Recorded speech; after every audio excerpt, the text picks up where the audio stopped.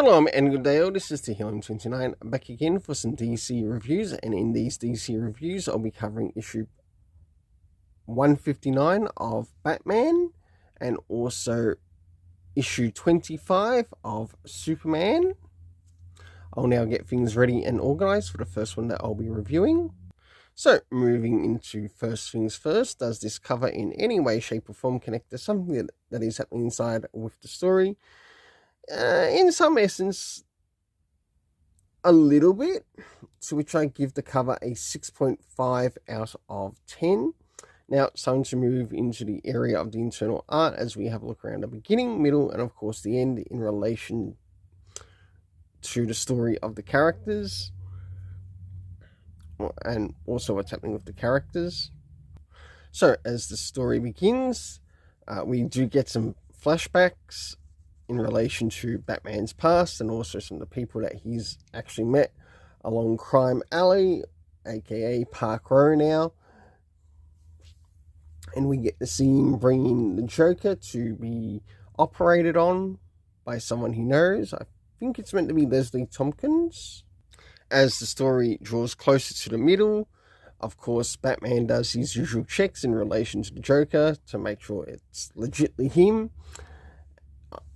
And next we have the character of Jason Todd returning into the picture. Of course, a bit of a fight takes place in the cave. And last but not least, there is a bit of a meetup with members of the Bat family. And of course, with this, it seems we get an appearance of the Riddler. Unless it's just Batman going up against the Riddler. So, for the internal art, I give a 7 out of 10. Now it's time to move in relation to the area of the story. First things first, are there any comic book references? No, they're not even to the original. Which is absolutely disappointing, I must admit. Next is the area of time. We don't get any area of any indication of time when some of this is taking place. The locations that we get to see are Crime Alley, the Belfry, and also the Batcave.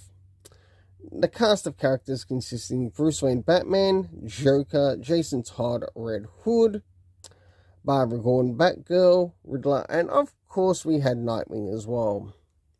For the overall story rating, I give a 6.5 out of 10. Now it's time to move on to Superman 25. So, as we move into issue 25 of Superman, does this cover in any way, shape or form connect to something that is happening inside with the story?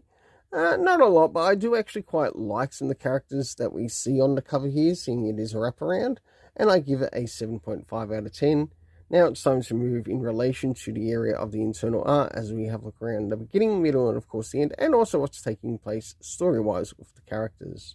So, as the story begins, we start off in the past as to some events that are taking place in LexCorp, and of course we can see Lex Luthor is actually watching a bit of a show of sorts that has him as well as Superman in it.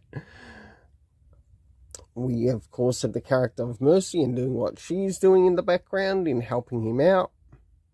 As we draw closer towards the middle of the story, we have the return of Marilyn Moon Knight, which I thought was really nice to see. And with that, we also have a bit of a punch up, or a fight taking place between Superman and this clone of Lex Luthor, which also has Kryptonian powers, or believed to have Kryptonian powers. Superman, with the help of Lois Lane, Superwoman, also try to take on this clone, only for Lex Luthor himself to, well, be the villain he is and kill the clone, and in turn saves the day. For the internal art, I give it a 7 out of 10. Now it's time to move in relation to the area of the story. First things first, do we get anything comic book reference-wise? Sure enough, we do, to issues 9 and 10 of the Superman run, to which Joshua Williamson has been running. And it's really nice to see this being used, because it actually helps to increase the rating of a story. Next is the area of time. We had some time ago and also days earlier being used. Next is the locations that we got to see in the story. Of course, we had LexCorp, which we know later on is turned to SuperCorp, and we learned that Lex Luthor did have plans knowing that it would become SuperCorp. And there was also Stryker's Island, where he has also been. Cast of characters consisting of Lex Luthor plus the clone. We had Mercy, Clark Kent Superman, Marilyn Moonlight, which was really nice to see her, and Lois Lane Superwoman. For the overall story rating, I give it a 7.5 out of 10. Until then, let's keep it colourful and have yourself an awesome day.